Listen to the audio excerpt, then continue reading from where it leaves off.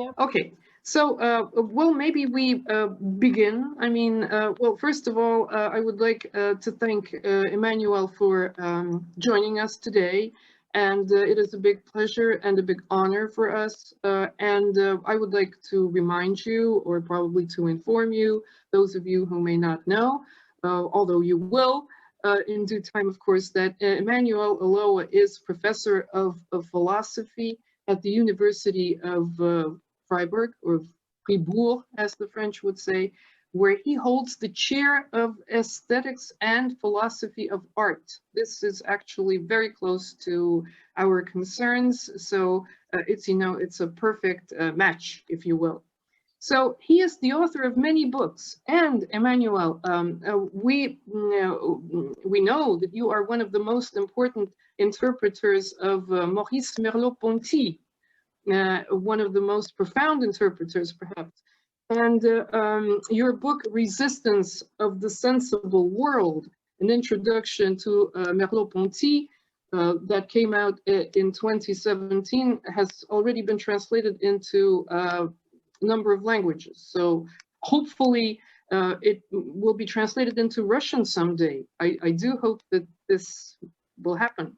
We have a group of phenomenologists in Russia, of serious people working in this field. So I think it may be a very good addition to the already existing corpus. I mean, for example, we have translations of Jean-Luc Marion, and it may be the same lady, actually, who may be interested in doing this work. Well, this is just an idea. Also, among other books, I would mention Partage de la Perspective, a book that came out in 2020, and Looking Through Images, a philosophy of visual media, a book, a very recent book, 2021. But also, I would like to mention that Emmanuel has edited a whole series of volumes, and one of your books is something we have at our department at the Institute. So it was given to us graciously by Susan Buckmore, so we can all have a chance to examine it carefully when we have the time to. And your most recent book has a very intriguing title of the following kind: Dynamics of the Image, Moving Images in a Global World. The book has come out in 2020, and it has contributions by authors such as Hans Belting, Susan Buckmores, Georges Didier Uberman, Mitchell, Escobar, and others. So, I mean, you are a cosmopolitan, a true intellectual cosmopolitan, and we are very happy to welcome you to our seminar, to our virtual seminar at the Institute of Philosophy in Moscow. So thank you for joining us. Thanks a lot, Helen. Thanks a lot for this invitation, for these kind and generous, far too generous words. It is a great pleasure, really, to be here. It's actually my first virtual visit to Moscow, and this event today also owes a lot to a person present here. So Misha Mayatsky, I'd also like to thank you for establishing this contact with the Institute. Thanks to Professor Blake Aronson. Also, thanks to all of you present here. I'm very much looking forward for engaging this conversation with you. And I have always thought that the kind of connection that in the Russian tradition was made between philosophy and aesthetics is a very special one. And I often refer to that when I try to say that we shouldn't disentangle thinking from a sensible form of access to the world. So I think this strong tradition, the attention to the form and the attention to thinking, a connection that for a century at least, and probably even more, was quite obvious in a Russian context, is something that we need to rediscover today in order not to oppose these two forms of access to the world. Having said this, I also apologize for speaking to you in English today. I always feel a bit hampered when I have to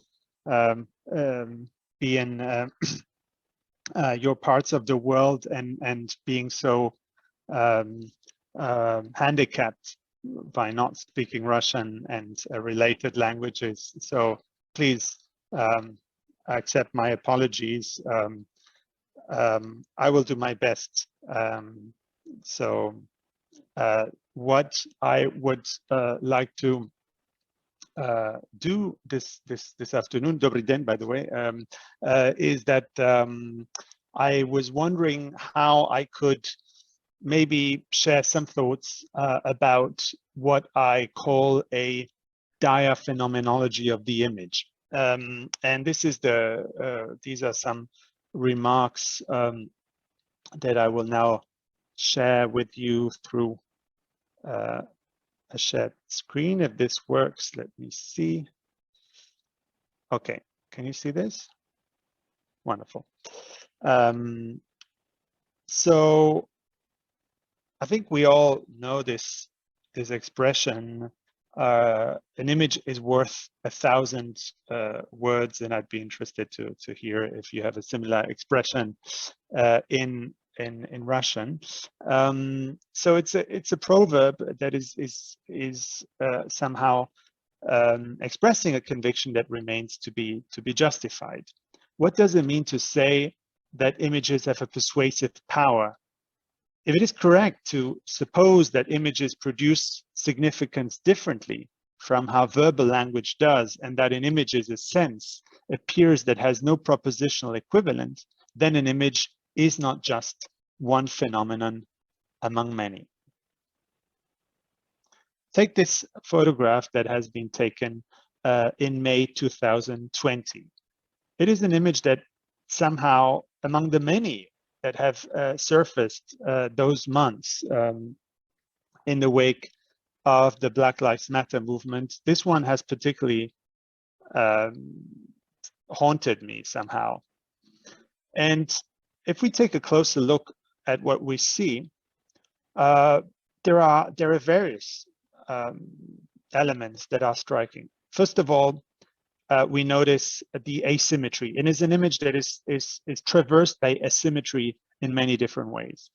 The first asymmetry is the asymmetry, of course, between these men standing representing law and order and this woman kneeling. The asymmetry between the number of people and the one protester. The asymmetry between them being armed and this woman being disarmed.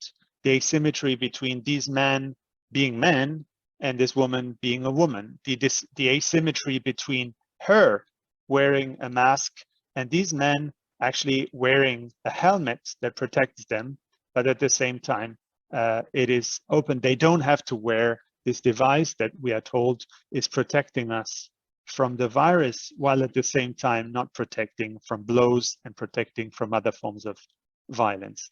It's an image about violence, about silent violence, and it's an image about a non-event. Nothing is really happening, and yet at the same time, the image condenses, crystallizes forces, contradictory, antagonistic forces. This woman is kneeling. This woman has put her knee down, hands are open. She's looking at those policemen. And this mask, of course, this mask is expressing, well, a mouth that is shut, a mouth that cannot speak.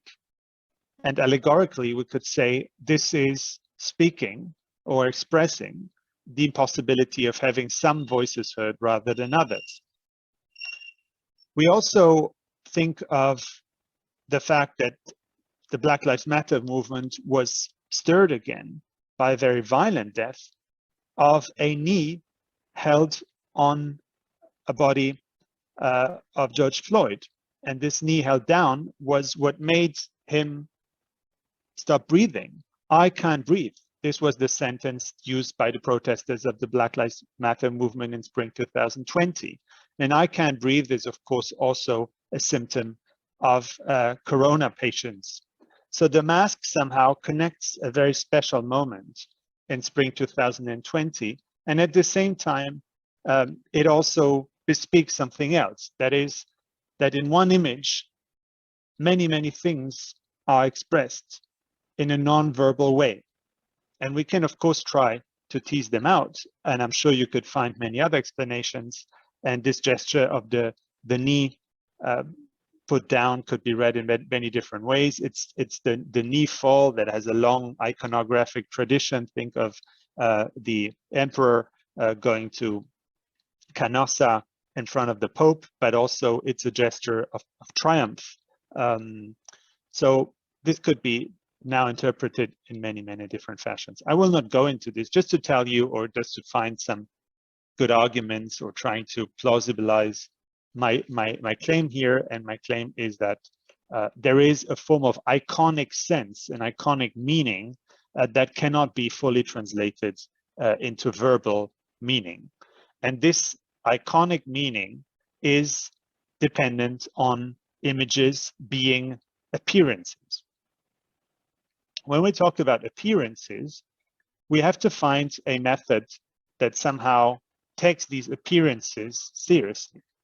And this is why I turn to a philosophical tradition known as phenomenology. Now, if you tell me that it's a strange move, you might be right in part, because phenomenology, although being a philosophy that insists on starting with the phenomena as they appear, is also a philosophy that started off by rejecting images as representations. So the crucial critique phenomenology started with is a critique of representationalism. What is representationalism? Representationalism is the assumption that we don't have access to the world itself.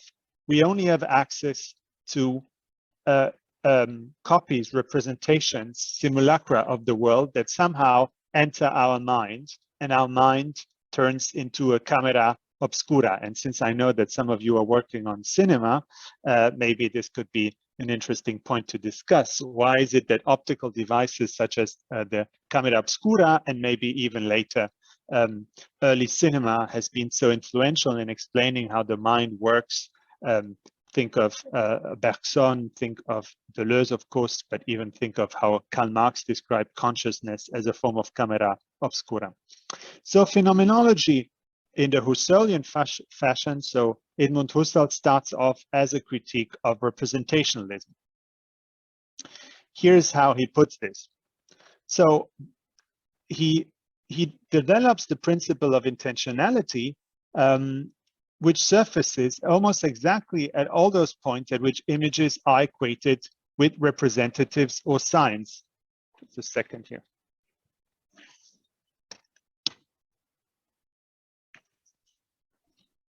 Может быть, попросить увеличить слайды? Нет? Я плохо вижу текст. So when images are thought as secondary representatives or signs, this is where Edmund Husserl criticizes this approach. As perception constitutes the paradigm of originary and personal intuition, Husserl suggests laconically a picture consciousness or a sign consciousness must not be substituted for it. Here's his quote: "The picture theory, Bildertheorie he calls it, does not accomplish anything. In it, one envisages the thinking consciousness as in a box. Through some opening, a little picture by chance detaching itself from the thing makes its way in from the outside," end of quote. So this is really the idea of camera obscura. So the principle of intentionality, to say that consciousness is referring to the thing itself and not just to a copy representation or to a picture of it, means that it might seem that there can't be any phenomenology of images if images are to be understood as representations, as things of things. Jean-Paul Sartre calls this illusion of immanence, thinking of the mind as a camera obscura, where the thing of the thing, the copy of the thing, would be within the mind. And the second principle phenomenology refers to is the principle of Intuitability. And that's the translation of Anschaulichkeit. So the fact that we can intuit things in themselves and do not refer to them in a signative mode as if we needed signs to refer to them, but we can see them directly in this expansion of the Kantian notion of intuition beyond sensible intuition. All forms of self-presentations are described as intuitive. So phenomena are no representations, phenomena are no signs. So what is left then for a phenomenology of images? Of course, so as you can already tell, the whole point would be to say, to take these appearances seriously, but to undercut the metaphysical dichotomy between the thing and the image of the thing, because the appearance is not just something that comes after the essence.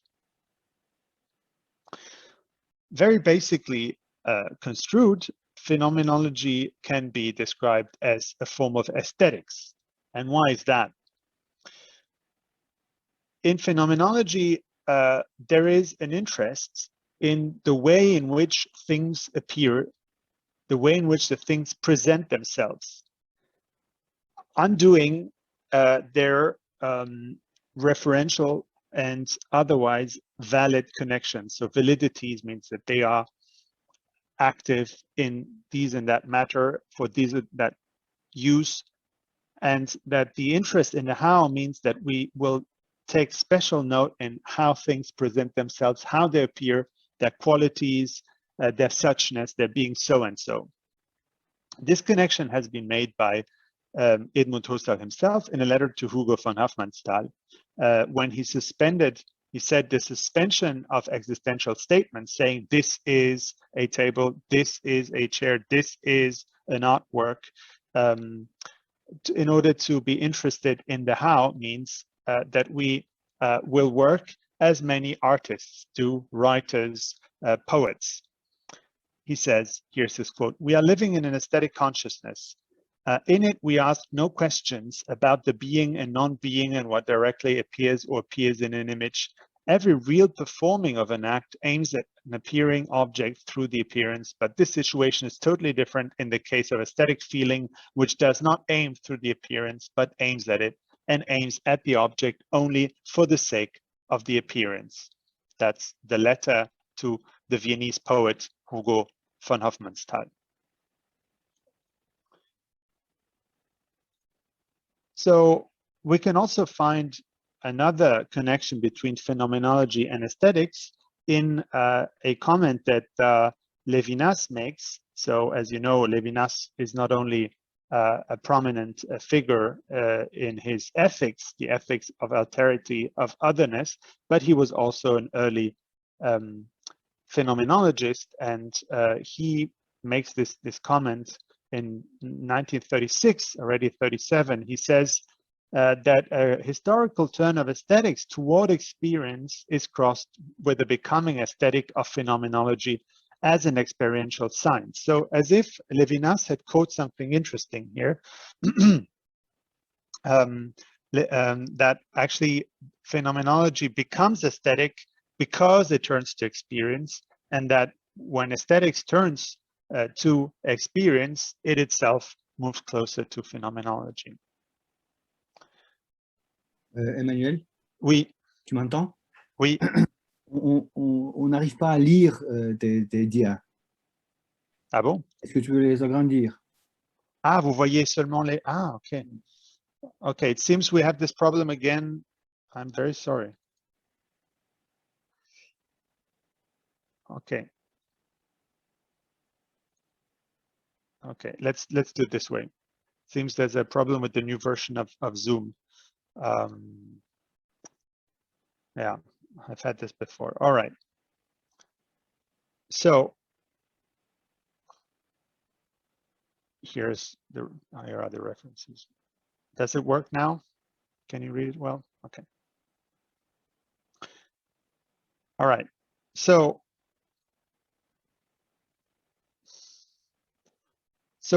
what kind of beyond this critique of Bildertheorie, what kind of positive account can we find in phenomenology for describing images? As I already said, phenomenology criticizes any dualist approach where there would be the thing and then the image coming after the thing. And this is an image theory that is based on a form of semiotics where we would have first, we would have the referent, we have the representamen, we would have something standing in for something else. Representational image theories, we could say. And so the now influential theories of depiction are often theories that state that there is a thing that is being depicted, and then there is a depiction depicting the thing depicted. What makes phenomenology different is that it offers a different account that is threefold. Threefold image phenomenology works as following. 3 moments, according to Husserl, must be differentiated analytically. First of all, we have a physical image carrier made from canvas, wood, marble, and so on, which Husserl also calls Bildgegenstand, and we might translate as image thing, Bildgegenstand. Secondly, we have what the image is about and what it presents, which is also described as image subject, Bildsujet. So don't get that one is also a bit tricky, Bildsujet in the sense of the referential aboutness. That's the second moment.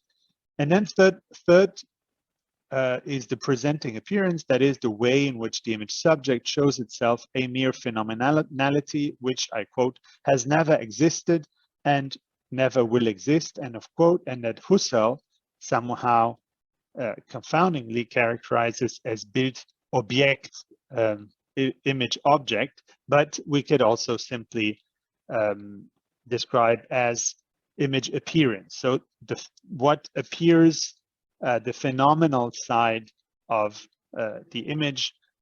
So there is that in which something appears, that's the image thing, the carrier.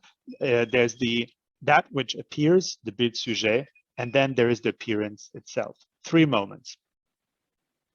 And Husserl himself explains this by analyzing a famous engraving by Albrecht Dürer, Ritter, Tod und Teufel,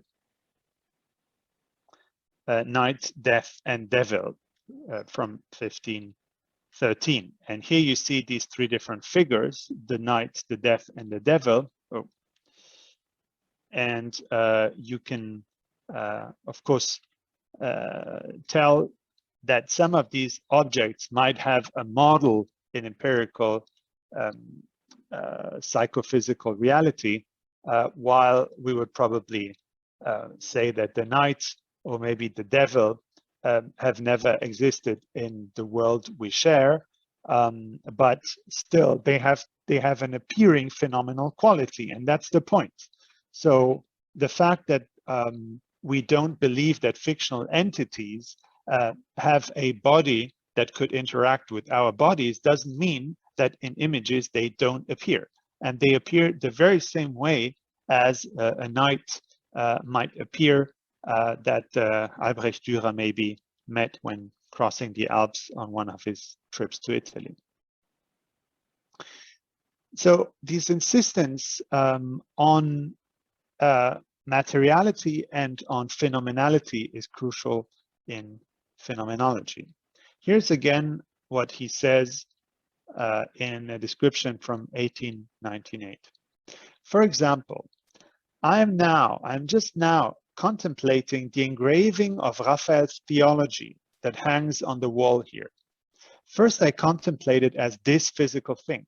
I then changed my way of considering it. I focused my attention not on what hangs on the wall, but on the subject of the picture, an exalted figure of a woman, enthroned on a cloud, with 2 robust and youthful angels fluttering around her, and so on. I again changed my way of considering and turned from the presented image object, Bildobjekt, to the image that presents it in the sense of the representing image object. It is a rather small woman doll with two considerably smaller angel dolls, objectively colored in mere shades of gray. Because, as a matter of fact, Husserl was not standing in the Vatican in the stanze, but he was looking at reproduction. Of course, we have to talk about this. So the access to images is and was very often through reproductions. And the reproduction also turns phenomenology, then and now, into this strange situation where it wants to access the things as they appear themselves, but actually discovers that we are dependent in our very access to appearances on media of appearances. So in this case, the Raphael theology appears in a reproduction, a postcard or a book in gray, right? So Husserl only looks at this at this represented scene in gray, in the gray reproduction of the book he had of the Raphael artwork. And he says this Bild Gegenstand actually in this case is a rather small woman doll with two considerably smaller angel dolls, objectively colored in mere shades of gray. Okay, so what are we to do with this? This is probably more or less what he was looking at.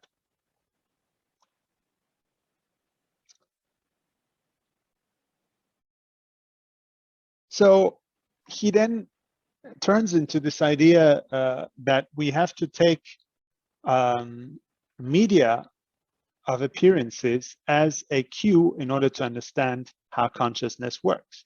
And he has this famous description of the image gallery of David Tenier he had seen in Dresden. So upon visiting the Dresden Gemäldegallerie, he not only went to a vast number of rooms that had artworks on display, but he also stumbled upon this Gemäldegallerie within the Gemäldegallerie, so a representation of a gallery of images within the gallery of images. So this presentation of a kind of mise en abîme, of a nestling of images within other images, which he then uses for a description of how memory works. A wonderful description that has already been commented a lot, starting with Jacques Derrida in The Voice in the Phenomenon, which I will not go into today, but just to tell you how important this discovery of visual media has been in the formulation of a theory of image consciousness and of memory in Husserlian phenomenology. So the kind of reading I suggest, a kind of what I call dia-phenomenological reading, is to insist on this dia, on the media of appearances, which we already find in Husserl himself. So especially in the phenomenon of Widerstreit, which you could probably translate as conflict. So how does this conflict come about? And Husserl discusses the case of photographs. He says there are images that are good and other images that are less good. But what makes an image a good image? And he takes the case of the photograph of his own daughter, who, by the way, was studying in Dresden. And then he looks at this photo and says, the photo is a failure. I quote, we of course do not mean the physical image, the thing lying there on the table or hanging on the wall. The photograph as a thing is an actual object and is accepted as such in perception. That image, however, is an appearing that has never existed and never will exist, that of course never counts for us as actuality. What appears in disagreeably grayish violet coloring, however, is not the image child, but rather the child image. And this is why it does not suffice to distinguish between the Sache, the subject, and the image. I don't know if this point is clear. So what he's basically saying is that, of course, we could say, well, I can identify the referential aboutness. In this case, it is the daughter. I can identify the fact that this photograph lies on the table. My judgment is not about this object on the table. My judgment is not about the referential object. I'm not making any judgment of value about, in this case, the daughter or the object on the table. I'm making a judgment on this connection, and the appearance itself is problematic because the appearance is grayish violet. And of course, the daughter is not grayish violet. Now, the nice point about this is that this we're discovering is that the neat analytic distinction between these three different moments is good for philosophers, but it doesn't work in everyday life. So there is a Widerstreit between these different moments. And in a sense, we could say that the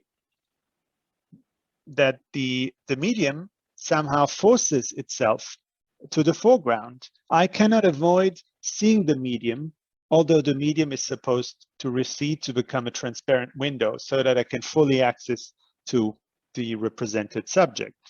In a sense, I see the medium, I see too much of the medium, I see with the medium. And in some cases, seeing thanks to the medium also means seeing too much of the medium. In order to save time, I'll move to a second influential phenomenologist who has talked about images, and that is Jean-Paul Sartre. Jean-Paul Sartre has taken a very different approach. He only knew parts of what Husserl wrote about images, and he talked about the essential poverty of the image. So what he says, among many other things in L'Imaginaire from 1940, is that images are appearances, but these appearances are due to a specific attitude of consciousness. So either I perceive or I imagine. And this kind of imaginative attitude refers to appearances in a different way. So although also perception offers me a phenomenal access to the things, it is very different from the access in an imagined image. And what is his example? His example comes from a late 19th century French philosopher called Alain. So it's the example of this lantern of the Panthéon in Paris. So he says, let's have a look at this lantern. How many different windows are there around this lantern of the Panthéon? If I was standing up there, I could probably count them as you are doing now. And if I could go round this lantern, I could count them. But in memory, if I just remember, and probably all of us can somehow call up a vision of the Panthéon, they cannot remember from this recalled image the full details, the full richness of sensible details. So this is what Sartre calls the essential poverty of the image. He says the image as a disobedience towards the given is what saves imagination. So to Sartre, there's a strong connection between freedom and imagination. Image consciousness is positing its object as non-existent. The negative act is constitutive of the image. So in order to have images arising, we have to negate what is given here. That means we are both freeing ourselves from what is contingently given in the perceptual sensible world, and at the same time allowing for something else. But this something else is not defined by richness, but again, by a form of poverty, which I think is this dialectical element in Sartre's Phenomenology of Images. He says, and this is important in the discussion about image acts and the thing of agency of images. He's among the first to say, long before we discussed anthropologies of image acts, that images have to be thought as not objects out there, but as operations, or as he calls it, les actes d'image. Here's a quote from L'Imaginaire. So long as we consider the canvas and the frame for themselves, the aesthetic object Charles VIII does not appear. It appears the moment that consciousness, effecting radical conversion that requires the annihilation of the world, la néantisation du monde, constitutes itself as imaging. So the annihilation, he invents this neologism, means putting something, turning something into nothingness. Now, I mean, I will not go into this unless you want me to elaborate on it. But this is a strong difference with Husserl, who never said that the point is to annihilate what is given, but to suspend the judgment about existence or non-existence. So non-positing in Husserl here becomes positing as not. Okay. Now, let me turn to an author who is often, who has long been undervalued or overlooked as a theorist of images and of media, and that is Eugen Fink.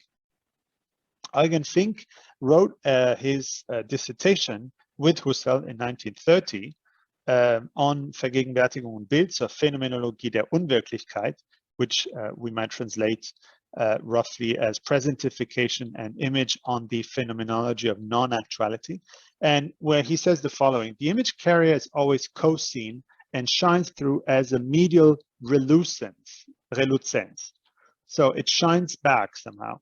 Seeing an image means seeing a medium that shines through the appearance it presents. So I think Eugen Fink is among the first to insist on the fact that images do not simply negate, as Sartre would describe it, but they also make something come to the fore, and they make this, they create this presentification, which is very different, of course, from representation, by using these media of appearances.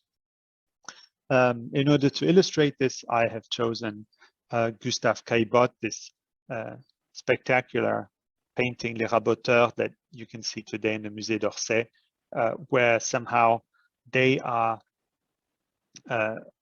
working on this ground, the ground that allows for this appearing to come forth. So they are preparing this wood in such a way that we start to see between the lines, we start to see between the blinds. And last but not least, I would like to come to the topic of time, also because I know that there are some people interested on moving image. Of course, I have not talked about what this would entail for a phenomenology of moving images, but I think we can also start by talking about movement within images and within still images. Ferdinand Hodler, the Swiss artist, has made this artwork, which has variated in various supports that Fink himself comments upon. And I always compared this somehow with Henri Belchau's The Martyrdom of Saint Dionysius that is in the Louvre today.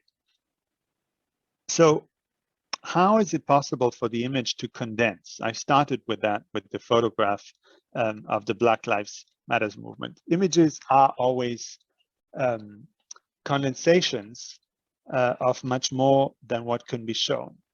And they're condensations that illustrate forces that go beyond them. In this case, these forces are temporal forces.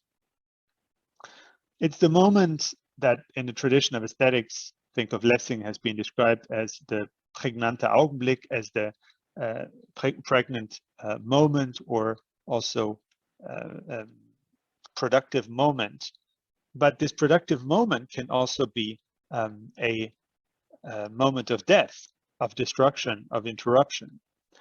So there's almost a chronophotographical aspect in these artworks, if you think of it. In the case of the Martyrdom of Saint Denis, actually we have the different moments. it's almost a nude descending a staircase on the right, because we have the Saint Dionysius on the right, standing there on the right hand side. Then he puts his neck on this piece of wood, and then his head gets chopped off and falls to the left bottom corner of the image. So we have actually three different heads of Saint Denis, and this said in passing, Saint Denis is today considered to be the saint patron of headaches. So if you have any migraine, you know who you can turn to, because he's known to have been beheaded in central Paris, and then he walked all the way with his head under his arm to a point where today the Basilica of Saint Denis has been erected. So please note, this can help if your other migraine killers aren't helping. So phenomenology of time, where time itself becomes an apparent moment in itself, in this kind of condensation, in this kind of concentration.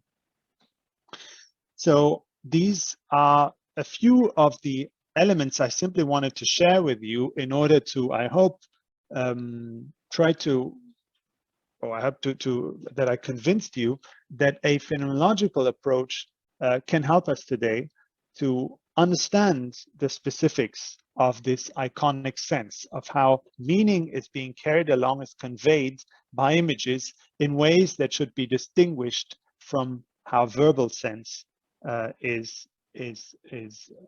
verbal sense unfolds. And this helps us also not to simply go the way of a textual iconology, where in order to save the denigrated domain of images, we would simply treat images as a form of text among others. Images are not just a form of language, they're not just a form of text. Images are not structured as a language. Remember the famous Lacanian sentence, unconsciousness is structured like a language. I don't believe that images are structured as a verbal language as the structuralists believe. Not only we need to rethink the way that images are organized, but maybe that also tells us something about what sense means. Sense not only comes about in a form of discrete organization of sementemes, but it relies heavily on a phenomenal, sensible side that we still need to rediscover today. I'll stop here because I know that we want to have a discussion, and of course, don't hesitate to come back on some of the things I mentioned. We can talk about them. This is the maybe last slide I wanted to share with you, with this last maybe statement, where I would say that images are appearances where every different makes a difference. And in that sense, we could say that while all appearances have a form of finiteness, images are finite appearances that work with this finite appearance in order to condense them, in order to present things that couldn't be otherwise visualized in this condensed form. And in that respect, images are appearances that in their appearing are crucially concerned with their very appearance. This is what I call the dia-phenomenological approach, where images are not phenomena, but media through which dia, something else, appears. Feine style. Thanks a lot. Thank you very much for your very exciting and deep presentation, and I'm sure that there will be reactions to it. So, ladies and gentlemen, I don't want to take the floor right away. I do have some questions that I would like to ask, but before it happens, I mean, maybe some of you would like to ask Manuel something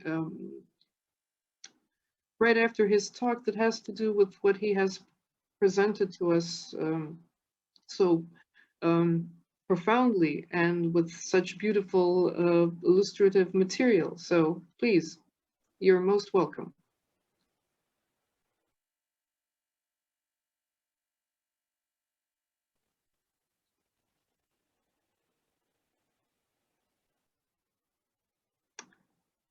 Oleg, maybe Oleg has something to say.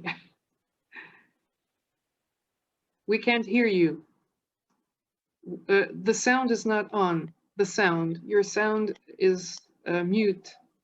I have no question yet. Yet, no question yet. Okay, so okay, I'll give you a pause. So Emmanuel, if I may, I do have well, some maybe preliminary remarks, questions. So first off, I would like to go back to the very first image you showed us, and it seems to me that the meanings that were associated with it, that are associated with it, are in certain sense verbal, if you know what I mean. Of course, it tells us a lot, and this is what you were trying to say, that it has an iconic meaning that is basically irreducible to language. I agree. I mean, I think everyone present here agrees to that. But on the other hand, the meanings that you were unraveling with regard to the image were verbal. They had to do with a story that we know and that we sympathize with, a narration of sorts, not quite iconic, as I would say. And in my opinion, I mean, that's just an impression. In my opinion, the very last two images that you showed were less narrative and perhaps more iconic, closer to what Warburg called pathos formula. You know, the pathos formula in Warburg. Actually, those fragments within a representation that are the locus of affect, Well, I mean, maybe this runs against, I realize that this may run against the grain of the approach that you were presenting against phenomenology, maybe. But on the other hand, one of your authors, Didier Berman, was interested in this concept, I mean, pathos formula. And he brought up Freud with his concept of the symptom, just to show that these elements of representation were very unstable, meaning that they would undermine the integrity of the Gestalt.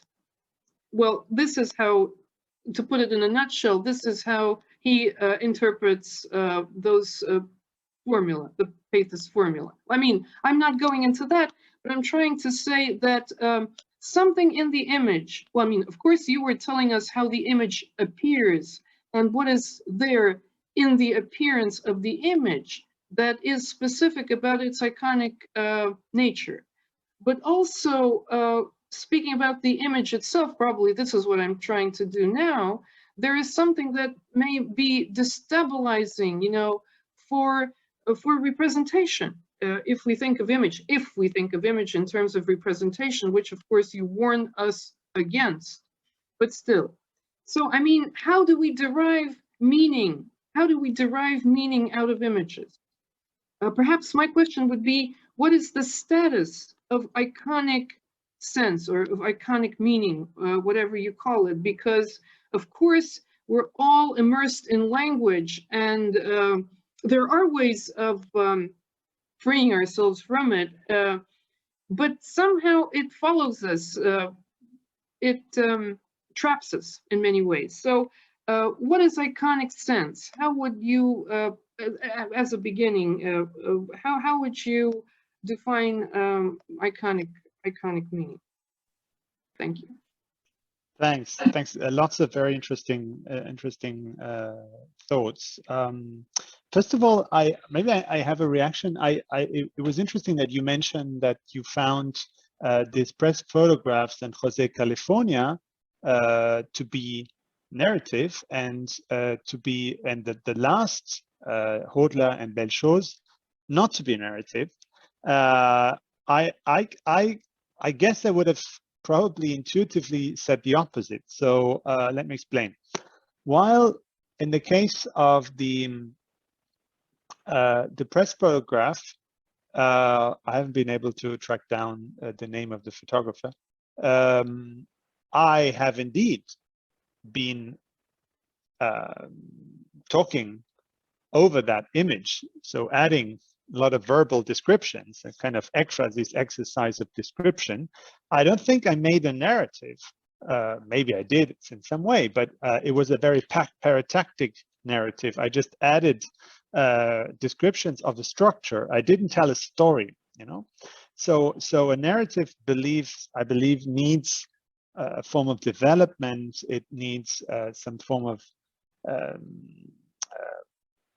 construction of suspense, intention, and dissolution. None of this was present. So what I'm interested in is how an image maintains and visualizes attention in a very different way that we would do in a more time-based form of verbal language. Now, that doesn't mean, of course, that time is absent, but it is present in a very different way. So my first intuitive description of that image would have been to say we can explicit or we can elaborate and we can tease out elements that are condensed there in a verbal way, because what we're doing here is speaking, but that doesn't mean that it is a narrative image. And in the case of the two last works I showed, I would say that this was the attempt of painting, in that case, to introduce a narrative for people, for example, who can't read. So anyone who in the 15th century would go into the church and look at the history, or look in that case at the story of the Saint-Denis martyr, knows the story. And he recognizes the elements, and maybe it might be even easier for a 15th century viewer to say, oh, of course, it's one and the same person. Okay, it's one and the same person here. Sorry, it's one and the same person. It's always the saint. Maybe it's much more difficult to recognize that actually this blue robe, this is not two different people, but it's one and the same person in different moments of time. So there's a narrative here, there's an unfolding, there's a before and there's an after. And in the case of the woodcutter, same thing. So we can imagine that there was this huge effort in order to raise the axe, and we know that this axe is going to go down and that this tree is going to crack and it's going to fall. So this temporality that almost needs no narration because it is anticipated. It's a form of condensation, the experience of a durée, if we want to speak in Bergsonian times. So this would be my first answer, is that we don't necessarily find a narrative where we would look for it in verbal devices. The other question you're asking is much bigger. What is iconic sense? I have to say that I'm not necessarily interested in iconic sense per se, but I'm interested in getting a much broader and richer account of what sense is.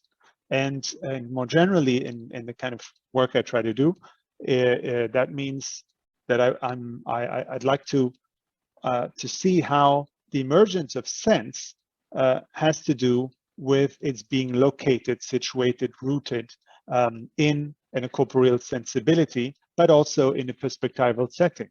So sense, for example, has to do with orientation, you know? So sense has to do with direction. So in an image, you have an above, you have a below, you have a right, you have a left, and no one would deny that. But what would that entail, for example, in verbal language? As you know, some linguists in Central and Eastern Europe in the 1930s have worked on this. Think of Karl Bühler, for example, who showed us that there's a perspectival dimension in language. There's a dimension of perspectivalness of the shifters in verbal language. So the fact that you are, in my perspective, over there in Moscow, and I'm over here, and that we are speaking this afternoon and not that morning. We are speaking today and we're not speaking tomorrow and before. And that opens up a space that Carl Bühler described as a space of monstration, a space of showing. So within verbal language, we have actually elements that are quite obvious when we look at images. So I believe that rather than trying to isolate something that would be purely and pristinely, purely iconic, I think that looking at images allows us to understand something about how sense comes about in a very general, broader matter, not just as a propositional language. Does that make sense? Yes, it does. Thank you very much. But going back, I must explain myself probably. Of course, I understand what you say about narration, and I realize perfectly well that the first photograph was not the site of stories. You see, I must say that probably we have been versed, but also spoiled by Roland Barthes. I mean, his book, his famous book on the photograph. So you gave a reading that reminded me of him, and I like it very much. And when you spoke of asymmetry, I remembered the way he read the Nicaraguan photograph.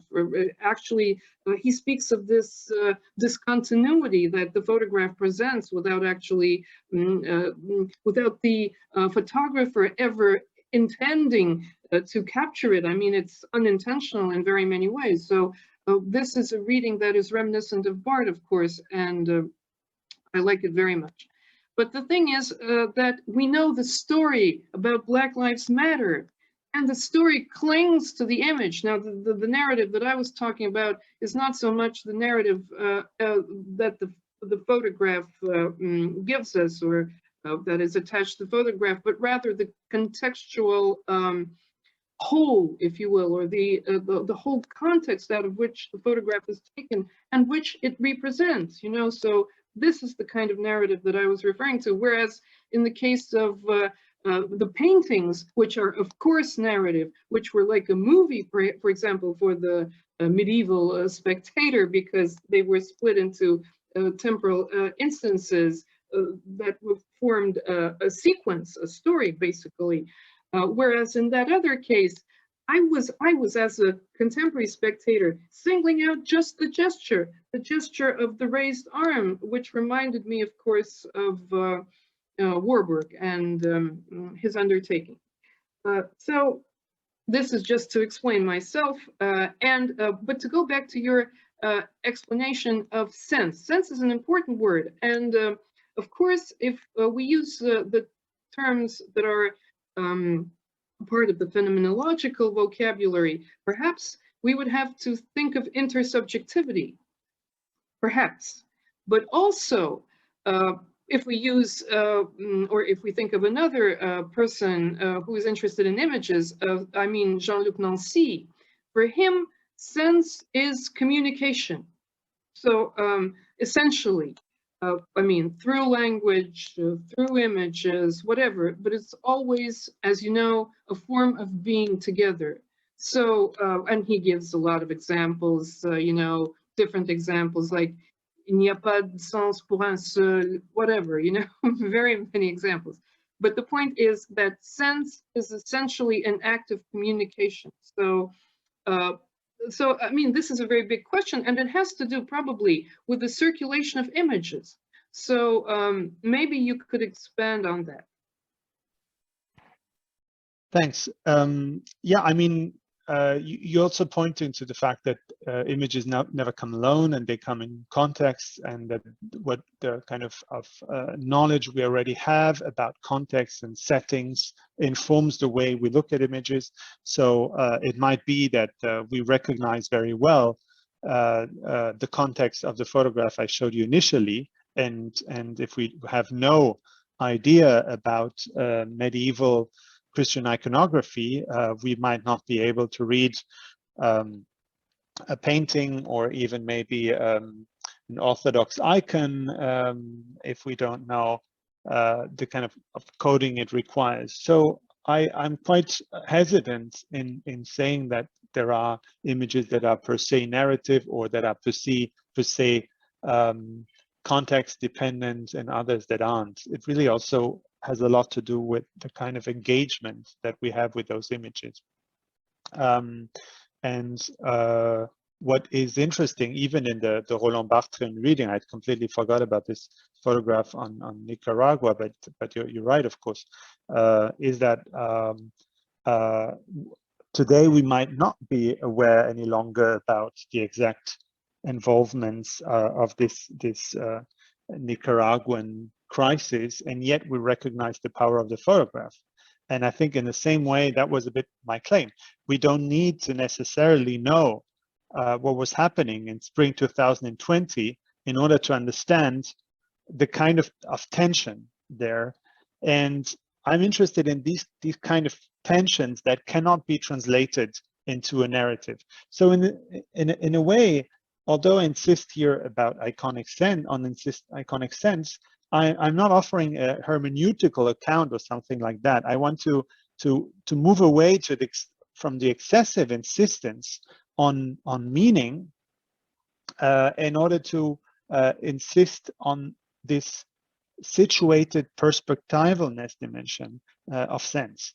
So you talked about the symptom. When we talk about the symptom in the psychoanalytic sense, and also in the way that Georges Duberman phrases it, we also talk about the relationship between sense and non-sense. So we cannot avoid, when talking about sense, these moments where sense breaks down, where communication maybe also breaks down, where it puts this perfect transmission to a halt and something does not come about. Why is it that most of the images that fascinate us, that keep us haunting, are also images that we have not fully expleted in their meaning, we have not fully translated, we have not fully made sense of, but that are images that keep something in reserve, that are somehow overdetermined. By the way, overdetermination is the definition that Freud gives of the symptom, right? Überdeterminiert. So overdetermination means that there is something there that is not be fully pulled out. So one of the ways I've tried to address this in this book that you mentioned, that is coming out in English translation in August, but has already come out in German a long time ago, looking through images with Columbia Press. In that book, I really tried to contrast these two forces of overdetermination and underdetermination. So images are both overdetermined and underdetermined, which makes for their excess and their lack. So excess means that images always show more than what they are meant to show. And on the other hand, images are also underdetermined because they constitutively depend for their meaning to come about to encounter a gaze that bestows a significance to them.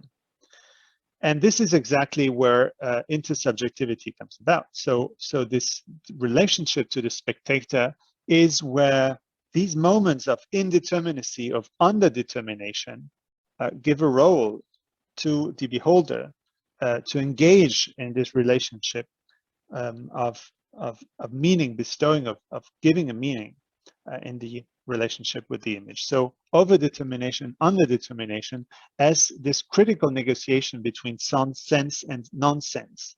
This is why the sense of an image does not precede the image. It's not given in some form of text that the image would translate. It is not given out there by an object that it would simply reduplicate as a representation, but it is neither given fully in the mind of the spectator.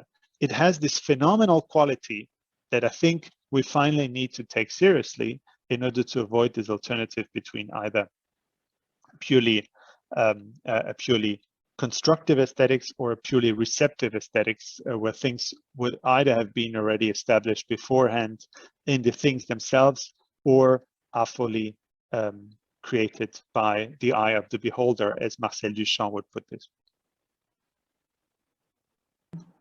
Thank you, Manuel. Please, ladies and gentlemen, take your turn. Sasha, are you willing to join us? Yeah, I'd like to jump in. I love how the discussion comes to the notion of the tension and to the because I'm very much interested in the dynamics of the imagery of perceiving and producing the images, and I was thinking that perhaps the appearing of the image is a process. Am I right? And the tension is something moving, something dynamic, and the tension provided by the context when the image appears gives the dynamics to the appearing. And I was thinking of the notion of the twofoldness of the image, and so the dynamics here lies not only in the on the perception side, when we can perceive the finished appearance of the image, and also the qualities of appearance, and the qualities of the context and of the subject of the image. So to perceive various aspects of the image at the same time, or to make something of a montage. So the process of appearing perhaps has this capacity of to be the object of the montage. So this is the dynamics, the virtual dynamics that is inside the process of appearing inside the image itself, not only on the perceptive side. So if you could elaborate a little bit on the dynamics of appearance, that would be great. And thanks again for the talk. It was very inspiring.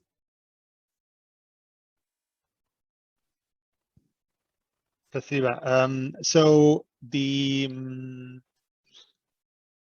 notion I used in this book I co-edited with Chiara Capelletto is the notion of dynamis. Dynamis is not dynamics, or dynamics is just one of the three different meanings of the Greek word dynamis, which we find in Aristotle's ontology, for example. So dynamis has different senses. Dynamis entails the question of potentiality. It entails the dimension of latency, and it entails the dimension of movement. So usually we talk about dynamics as movements, as something that comes about. So indeed, I'm interested in the tension, images as sites of visualization of forces or tension. So I believe that images are particularly useful among the different cultural techniques that we have to visualize tensions and to visualize forces, to show how, in what kind of relation things are to one another. So that's one of the things that I believe, and they do this by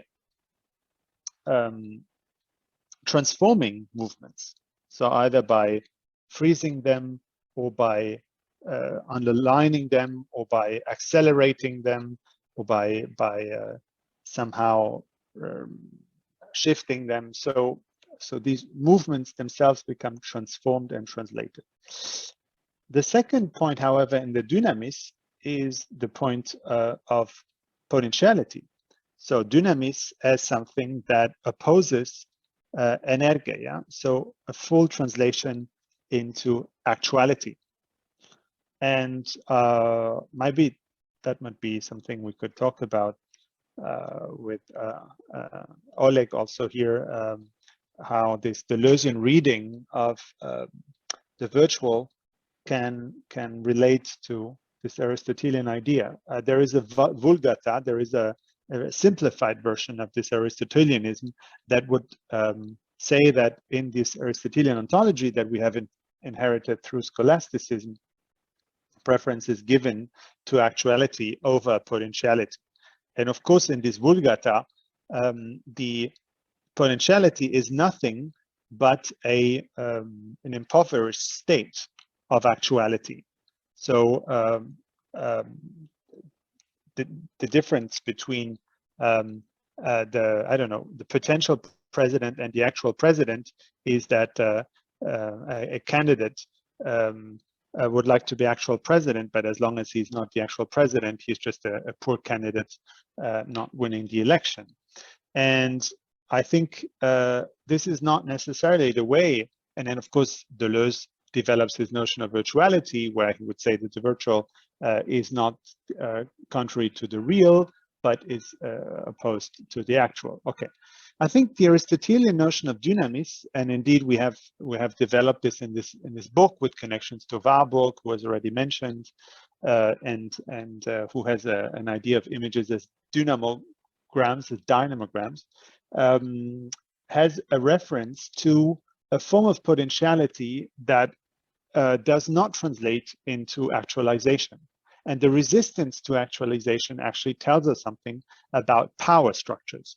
So what is it that the true power is a power that doesn't need to visualize its own capacity for acting, but retaining a form of reserve, retaining a form of latency that then refers to the second meaning of dynamis as something that remains somehow latent, remains in reserve. I don't have a better word. So the kind of reading that I'm also interested in here is how between this kind of phenomenology of appearances and a philosophy of forces, a connection can be made.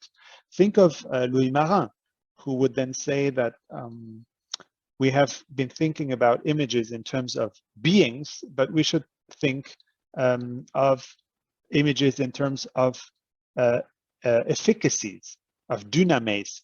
That's his term, l'efficace. Efficacy as opposed to efficiency, because efficiency is all about how to translate potential into actuality. And this is the neoliberal regime, of course, right?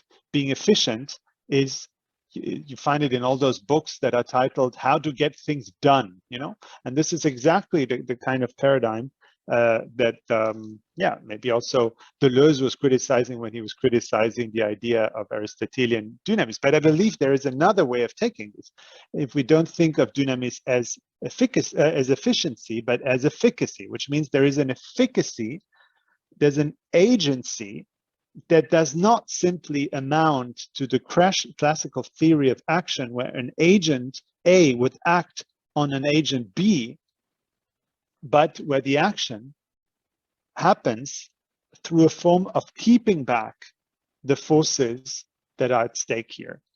And this is exactly what happens every time that an image affects us. So the affect of the image cannot and should not be described in ways of bodies acting on other bodies.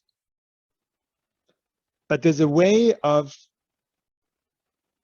I mean, not in a sense that Hobbes would describe, active agent and a passive recipient of action, but in the sense of an affect that has to do with keeping in reserve the capacity of translating this force into an action. I hope this is not too abstract or speculative. If it is, please ask me to. No, elaborate. It's very good. It's very good.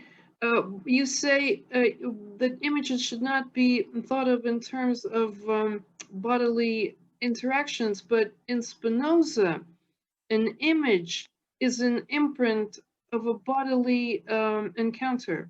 I mean, I can't give you the translation, the exact formulation now, but something like that.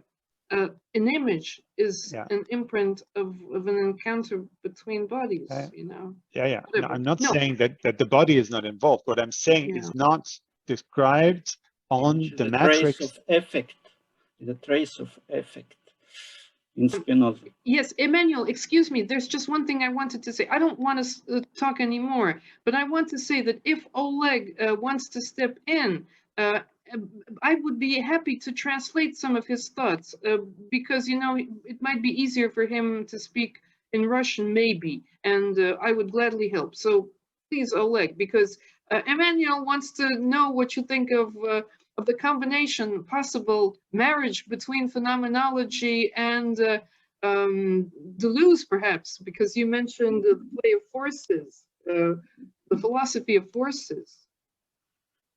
Давай, Олег. Sorry for my English. Ну хорошо, я скажу по-русски. Давай. Да? Спасибо за прекрасную лекцию. Thank you very much for your brilliant presentation. Очень много сюжетов, которые чрезвычайно важны. You mentioned very important things. I mean, not one, many. Я абсолютно согласен с тем, что образ это не феномен. I quite agree that an image is not a phenomenon. Но я не уверен, можем ли мы его сводить к ситуации медиа. But I'm not sure that it can be reduced to a medium. Хотя, следуя Делезу, конечно, это так. Если следовать Делезу, конечно, это так. Although, if we follow Deleuze, that would be the case. That is possible. Я хотел бы вернуться к первой фотографии, самой первой фотографии и названию. I would like to go back to the very first photograph and to its title. Когда я смотрю на фотографию черной женщины, первую, я вспоминаю Ролана Барта, который в книге «Камера Люцида» предложил свою версию феноменологии, назвав ее аффективной феноменологией. When I look at the photograph of the black woman, I recollect Barth's interpretation of phenomenology in his famous book on photography, which he terms as affective phenomenology. И мне кажется, что образ максимально в том виде, в каком представил его Эмманюэль, постоянно ограничивая его, очень близок к тому, что Барт называл пунктумом. And it seems to me that the image in Emmanuel's interpretation is very close to what Barth termed punctum. А я бы сказал так, что это вся множественность мира в одном мгновении, данная в одном мгновении. But I would personally say that this is the variety, the diversity of the world given in one instant. The variety or the diversity of the world given in one single instant. Это то, что я считаю своим чувством, своей эмоцией, а что есть аффект мира.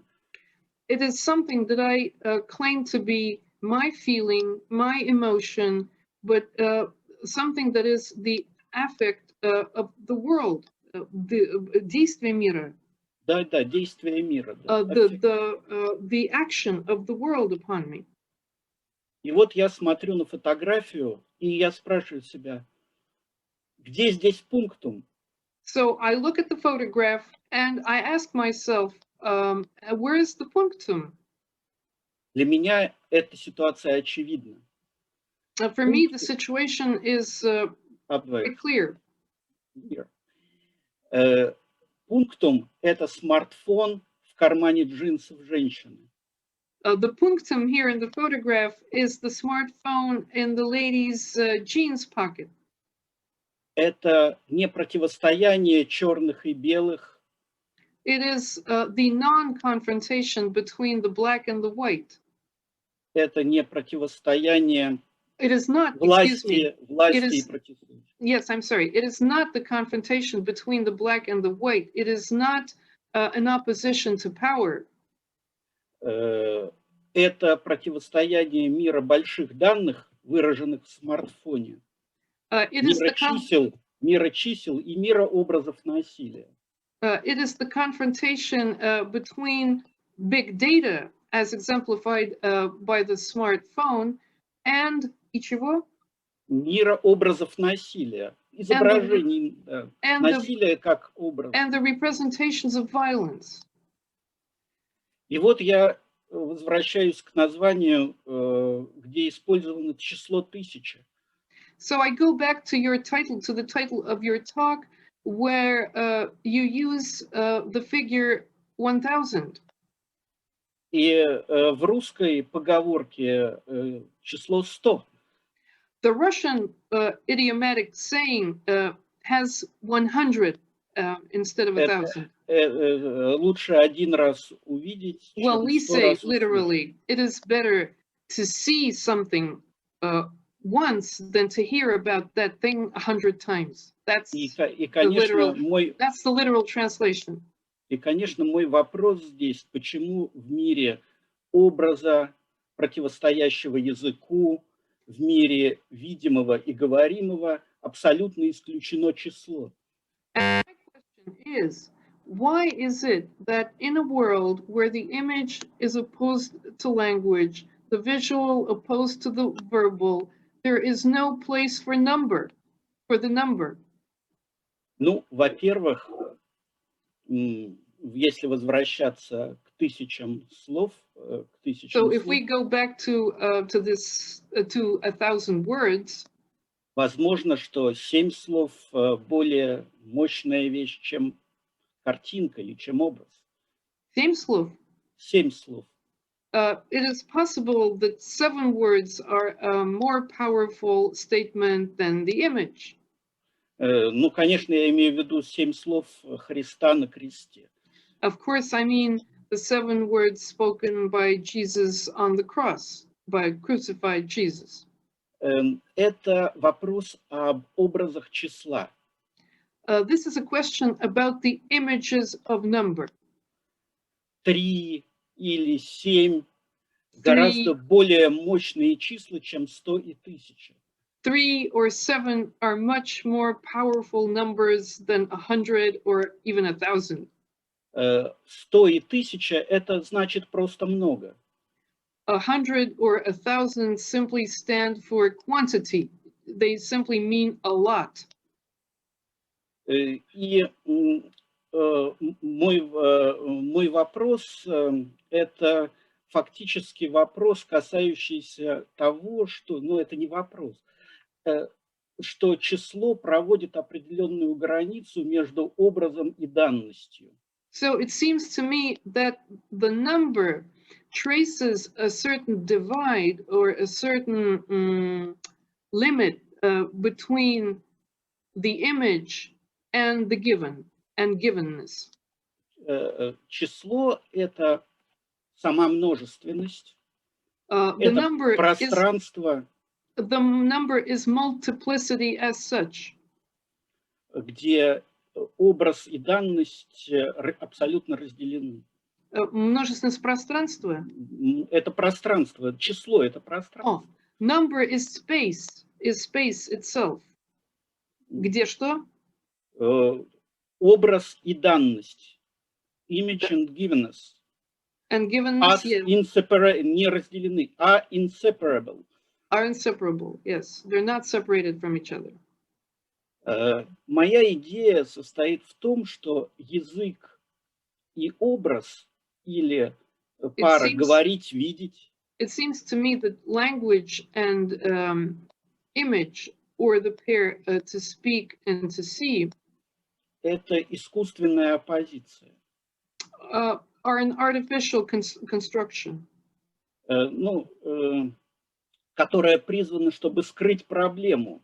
Which somehow hides the problem from us. А проблема – это магическая власть числа. Whereas the problem is the magical power of numbers. This is a provocation. Это провокация. Нет, нет, это не провокация. No, it says it's not. Это веселая деконструкция. This is gay deconstruction, says Oleg. Хотя я считаю, что любая деконструкция должна быть веселой. Although any deconstruction of any kind should be gay, says he.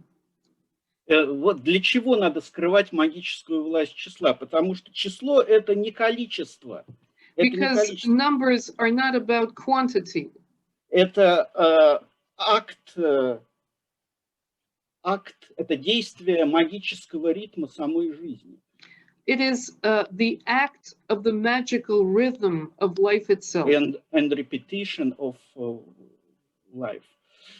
Значит, я считаю, что слово и, ну, в общем, как-то слово и визуальность исторически заменяют друг друга в процессе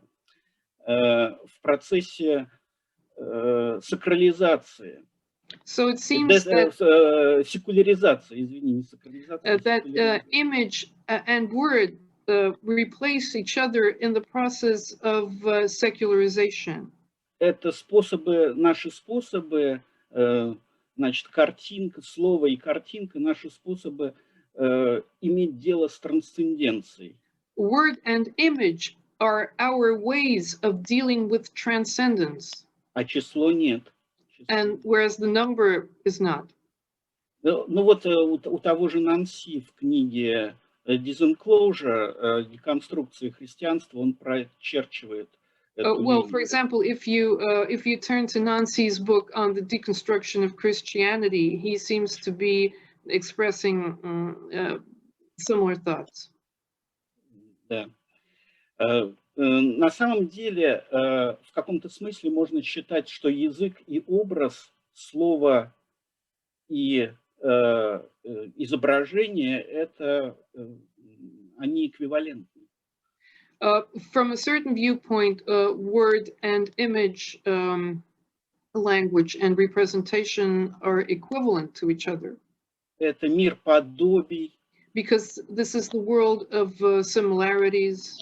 Это мир imitatio Christi в христианстве, механизма веры. The world of imitation, imitatio Christi, in the world of faith and so on. Но вот как раз число, которое находится в кармане джинсов, как big data. But the number which is located in the pocket, you know, in the smartphone, or exemplified as the smartphone in the pocket, is the locus of the big data. В этом есть сопротивление монотеизму. It's a sign of resistance to monotheism. А может быть и атеизму тоже. Maybe to atheism as well. Вот. А астрология, алхимия. Or alchemy, astrology, for that matter. Сказки и поговорки. Fables, proverbs. Соединяют нас с миром, который находится за пределами слов и изображений. They all lead us to a world or connect us with a world that is beyond words and images. И они все крайне зависимы от числа. And they all depend on number. Про астрологию и алхимию это хорошо известно. Oh, everyone knows this about astrology and alchemy. А вот про сказки и поговорки есть целые большие размышления у Шкловского на эту тему. Зачем нужно число? Whereas regarding fairy tales and proverbs, we can take a look at Shklovsky, who has some thoughts on the subject. Ну, короче, я хочу сказать, что вот этот мир магии – это мир пределов феноменологии. Well, what Oleg is trying to say is that the magical world is a limitation, or probably points to the limit of phenomenology. И в каком-то смысле сегодня мы приходим к пределу понимания образа и феноменологической данности благодаря миру информации и миру больших данных. Это новый магический мир. So the world of big data is in fact a new magical world of sorts, and it brings us to a certain limitation in our understanding, in our phenomenological understanding of the image. So it puts, well, it doesn't put an end probably to that understanding, but at least it shows its limitations. Ну, спасибо, извините, что так долго. Thank you, and sorry for the long intervention.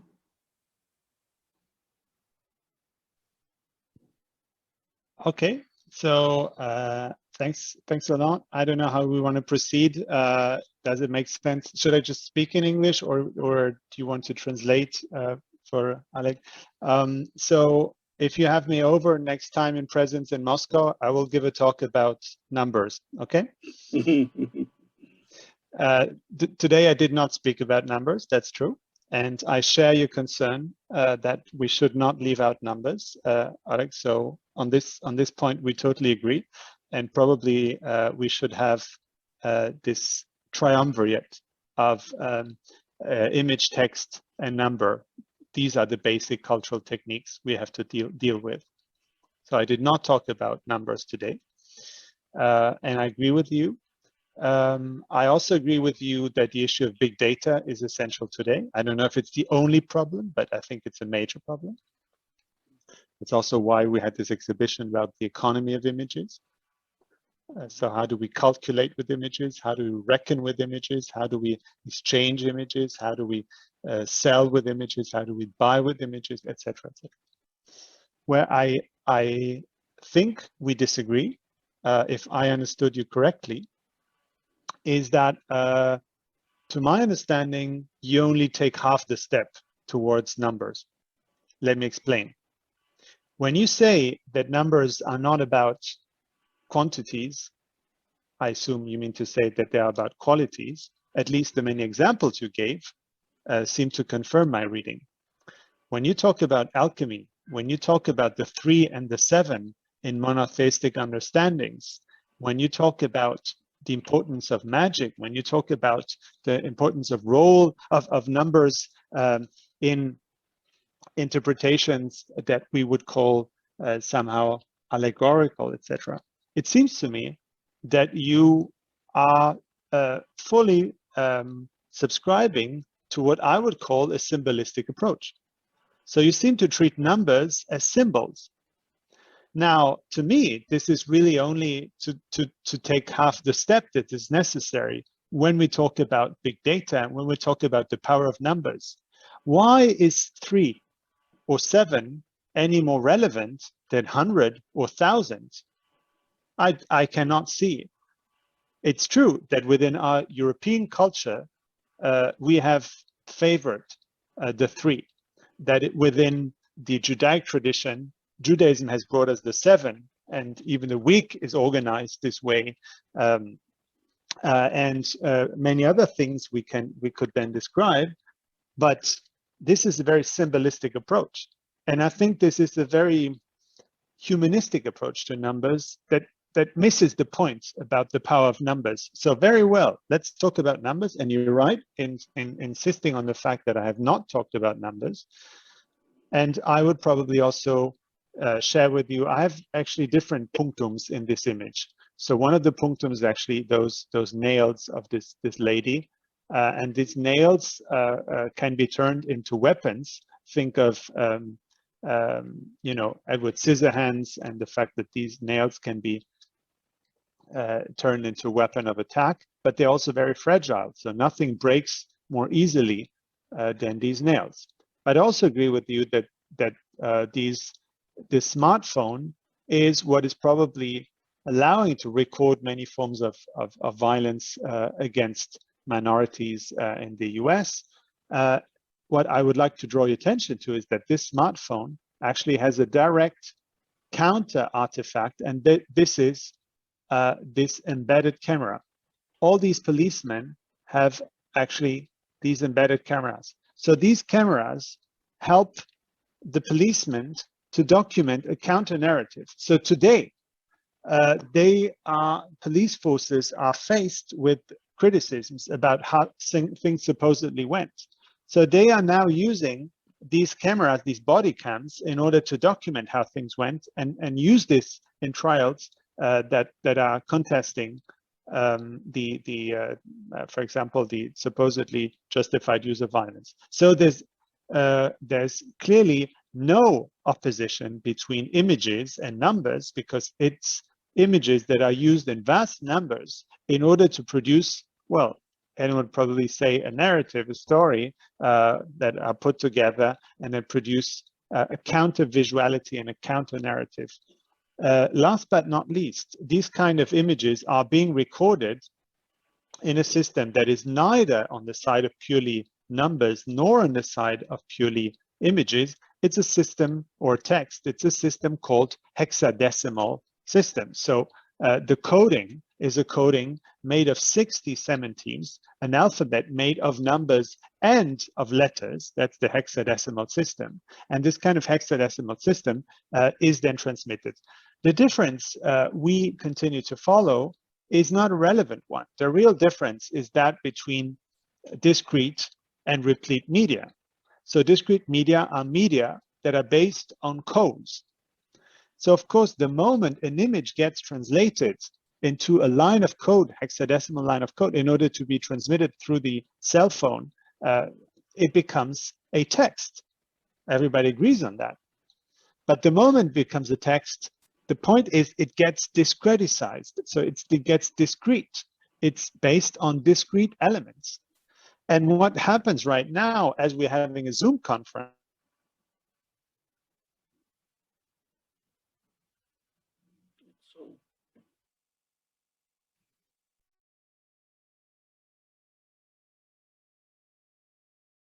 Саш, слышите меня? Да, что-то со Что связью. случилось? Да. Со связью. Может быть, напишите Эмманюэлю. this kind of appearance is a phenomenal appearance. And this phenomenal appearance is an appearance that specifies what an image is. So I would not say that anything that is somehow coded into a text hexadecimal made of numbers, made of figures or of symbols is phenomenal. And this is where I defend a phenomenological approach. I think we should only talk about images whenever something appears.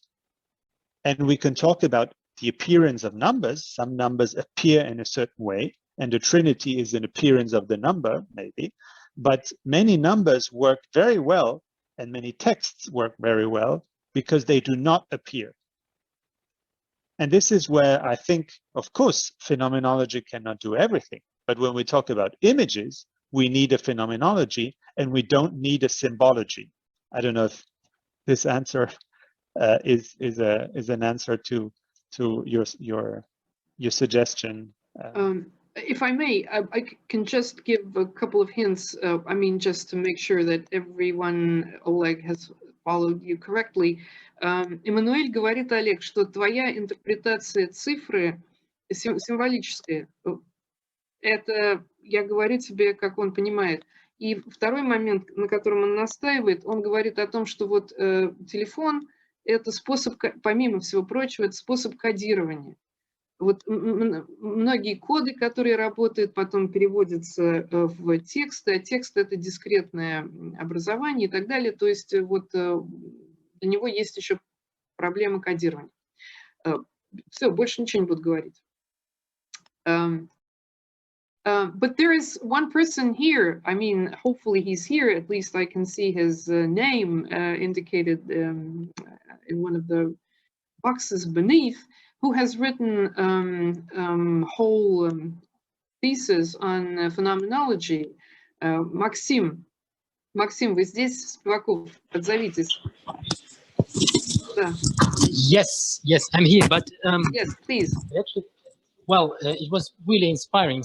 Thank you. The problem is that I'm not sure it's a good opportunity for me to appear as an image or even as a speaking voice, since I'm actually at the railway station. It's pretty noisy environment. So I really, that was quite inspiring, but I'm not sure that I can elaborate more since it's a bit of a hassle. But thankfully, I got all the discussion pretty clear, but I'm not sure that I can properly intervene myself.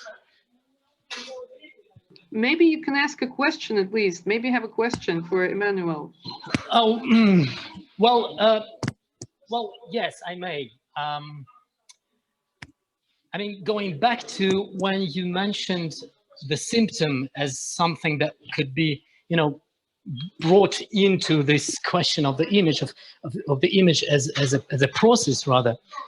I was wondering, maybe it would also be, you know, keeping ourselves in this Freudian context. Maybe it also could be quite helpful to think through the problem of fetishism as it was elaborated by Freud. But that's, you know, that's bringing us a little bit back after this nice intervention by Alec, which you know, which leads to some other directions rather than you know, this backward movement to Freud and unconscious and stuff. So I'm not really sure that it's maybe a good thing to go back. Maybe we should better elaborate on this digits, numbers, and images and words, which is really profound problem, I suppose. So basically, it's up to you. Maybe we could go back to this, you know, to this rather, you know, 100 years old problem of mixing Freud with Husserl at some point and trying to find this, you know, interconnection of this Bildwissenschaft and psychoanalysis, and how they could, you know, help each other. But yeah, but that's just one way of going.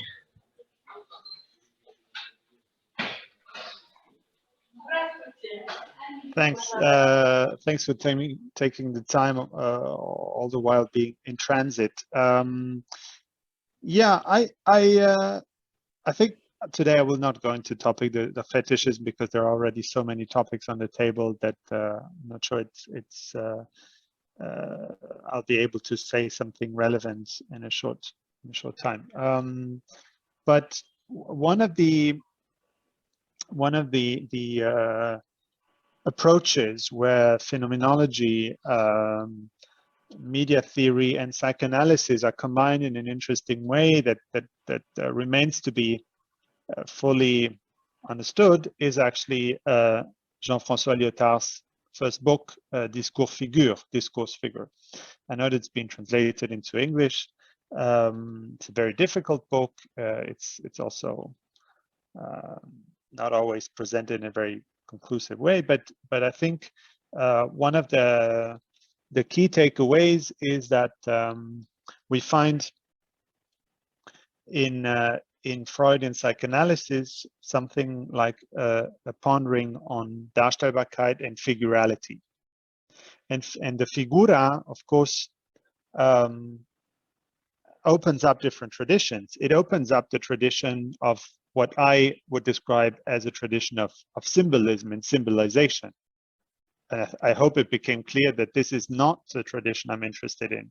Not that it was not relevant, not that it was not important within European culture, but this has been studied sufficiently. I think what we still need to understand is the power of the figura that cannot be deduced from what I call the pretext.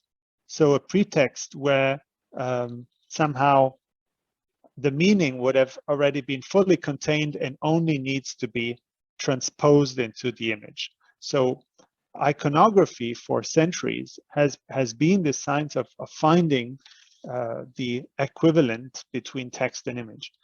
I think that the kind of figurality Lyotard is talking about is something that Freud describes in his analysis on the interpretation of dreams. So what is it, this kind of work of condensation and shifting that images do. So why is it that images have the power of condensating, of putting together, of pulling together, and then metamorphing and morphing the things into something else? And this condensating power and the morphing quality is something that figurality has, where figurality is not simply representing. And so this would be one of the things I would like to indicate. So in this book, Going Through Images, I make a few suggestions of how this dialogue can take place. I think we need more of media theory and media philosophy. So what I said about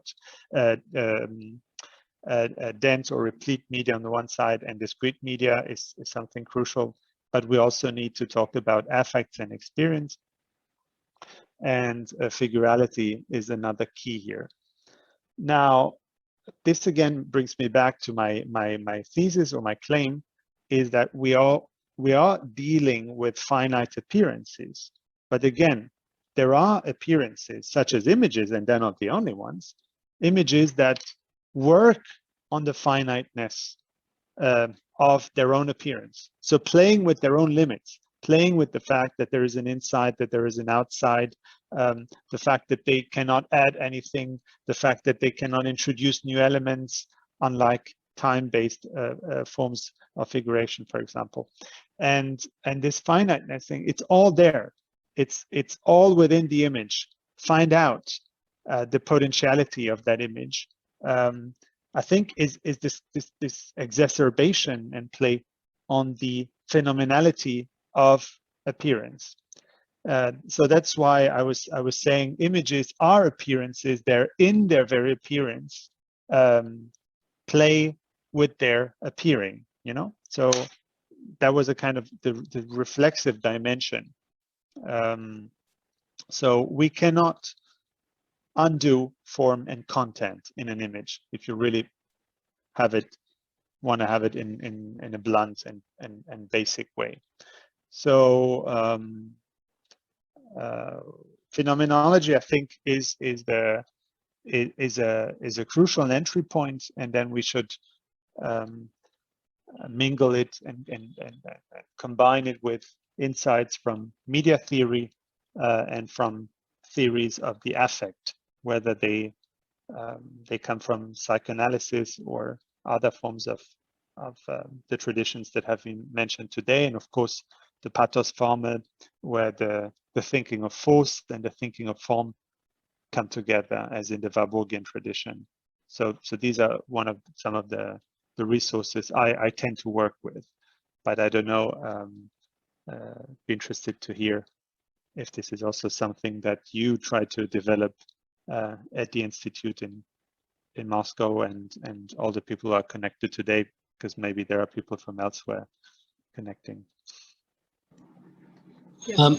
I think I will allow myself for really brief comment here, since maybe I could be a little bit more clear with what I meant with this problem of fetishism. The thing is that actually the way Freud describes this problem allows us to bring, along with the question of appearance, into the problem of realm of image, the problem of disappearance, the problem of hiding rather than showing, obfuscating, as he called it, right? So it's something that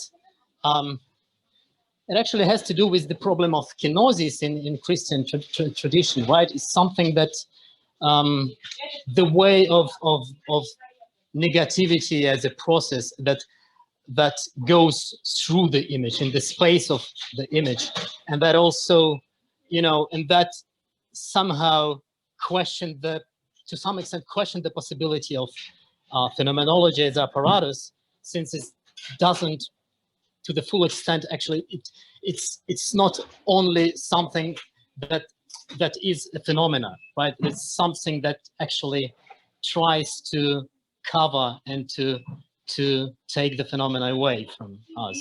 So yeah, that's just, you know, some thoughts. Sure. I mean, the topic of withdrawal of a kenotic space where things would be withdrawn, as you know, is not in contradiction at all with appearance. So I think this would be a rather superficial reading, and probably you agree with this, to think that we either have appearing or we have disappearing, because the whole point, of course, about kenosis is that it makes space. So if we look at the different tradition, eschatological tradition, whether in a Christian context or in a Jewish context, the whole point about kenosis is that it makes space for something else to come about. So I think it would be too simply construed to say either we have an approach that is interested in how things appear, and then we have an approach that is interested in how things disappear, because the whole point is that you can only have something appear where the field is not already saturated. So phenomenology is about how things come to the fore, come to the front, and others recede and disappear, and we have something like a field structure. Now, whether this is of course, the implications are very different with something like Christian eschatology, but I mean, there are even authors who have tried to make this connection, such as Jean-Luc Marion, etc. I mean, it's a risky grafting, but on a logical structural level, I would say we should never oppose appearing and disappearing, because only because we do not see everything, we are able to see something. So that means that things need to recede, and lots of the media are media that bring something to the fore while themselves receding or making themselves invisible. But the media structure I'm interested in is that there are media that are phenomenal media that make something appear, and when they make something appear, they don't necessarily always disappear. So images, to my sense, would be dependent on media that do shine through the very thing they let appear. So if images can be described to a certain extent as media, they are media that are not transparent windows, but they are actually dense carriers that appear through the very thing they let appear. And this is why we discover something about the connection between phenomenality and mediality. Mediality is always about heteronomy, and that's good news. Our philosophical tradition has always defended autonomy, but autonomy, in this case, cannot be applied to media, because media can only take a form because they let themselves be defined by the very thing they carry along. So media are never autonomous because they don't have the initiative of the very thing they transfer, they communicate, they let through. And that doesn't mean that while they don't have the initiative, they don't have a structure of their own. And this very structure, this very texture, is a thing that comes along in the process of mediation. And that's why media are never transparent, but media have a structuring force of their own. But this would be another talk. But I just meant to point this out because it's important when we talk about the mediality. So appearance and disappearance are always correlated here, especially when we talk about processes of mediation. Thank you very much. This is a very rich conversation, and very many things have been touched on, I mean, during the discussion. And of course, unfortunately, we cannot go into them any deeper. And I have a feeling that Oleg is not really a symbolist. I have a feeling that his treatment of numbers is not that of symbols. Also, I know about the dynamogram in Warburg, and this is very exciting to me personally, because I have been trying to come to terms with a tentative concept of what I call dynamic sign, again, you know, Emmanuel, it is against equating image with representation. That's the basic move. We never do that. I mean, in this small group, at least, there is no question about it. And Sasha, who has been very active in treating the problem of sensation and the Deleuzian sense of developing it further, also knows all the intricacies of this problem. But you know, I have a feeling that today we are nicely saturated, and perhaps we could go on, but at a different time, at a later moment. We're also having a heat wave in Moscow. Can you imagine that? I mean, we've been suffering from extremely warm temperatures, I would say hot temperatures, for already a week. And also, most importantly, we need to give you a break because you have been so heavily engaged in various activities, going to Barcelona, publishing books in different countries, and lecturing, of course, I mean, teaching at the university. So thank you very much for your time. I mean, this is a great treat for us all, and hopefully, Emmanuel, we will have a chance to continue whenever you feel like it.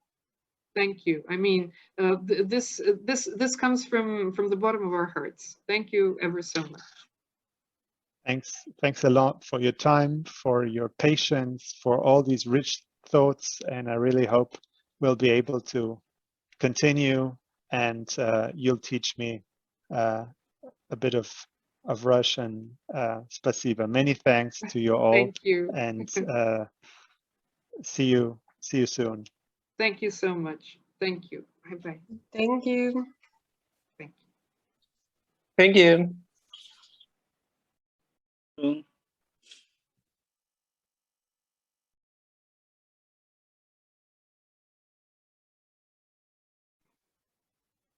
Mm-hmm.